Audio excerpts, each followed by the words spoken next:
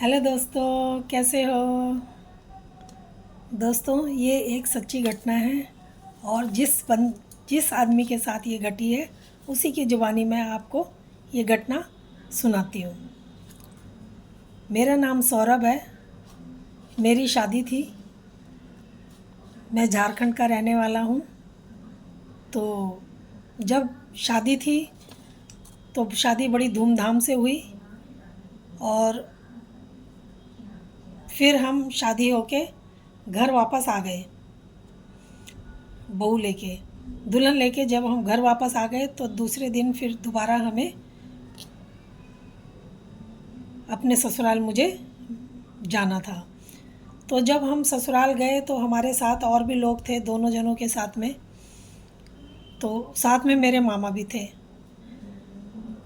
तो अब वहाँ पर रात को जब खाना पीना खा के सोए, क्योंकि हमें दूसरे दिन वापस आना था।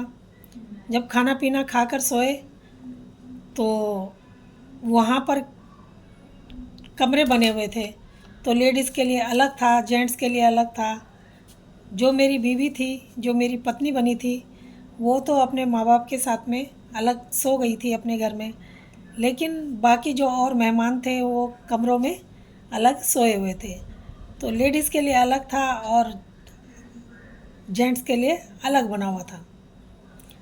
तो मामा के साथ मैं भी सोया हुआ था एक कमरे में।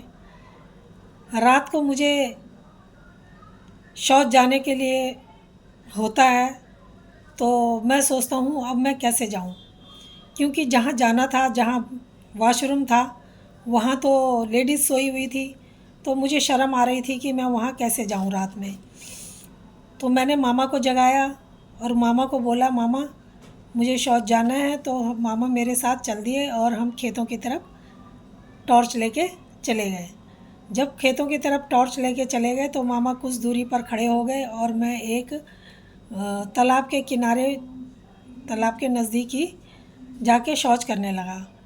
और हमें वहाँ के बारे में कुछ पता नहीं था, हमारे लिए वो नई जगह थी।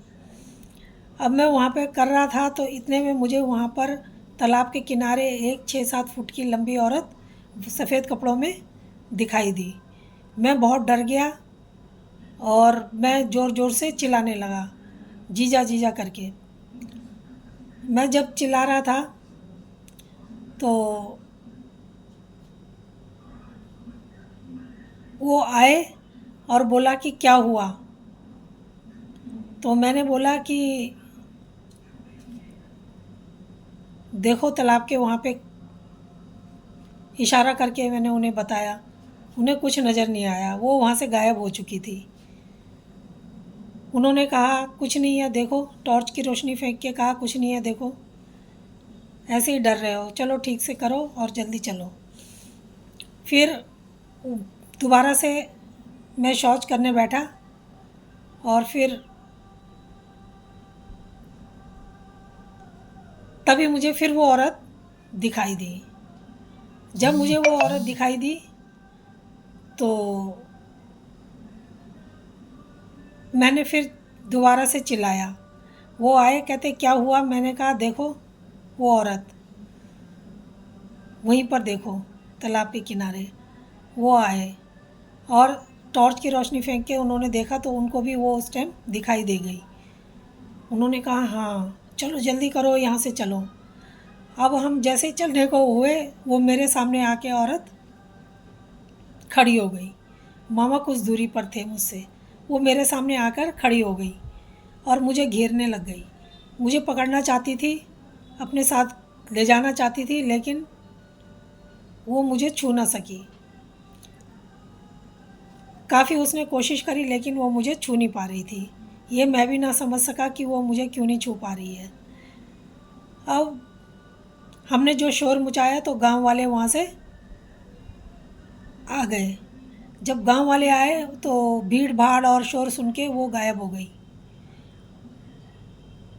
फिर हमें लोगों ने कहा कि तुम यहाँ पर क्यों आए शौच करने। शौच घर ही में कर लेना चाहिए था, क्योंकि यहाँ पर तालाब है, जो यहाँ पर तो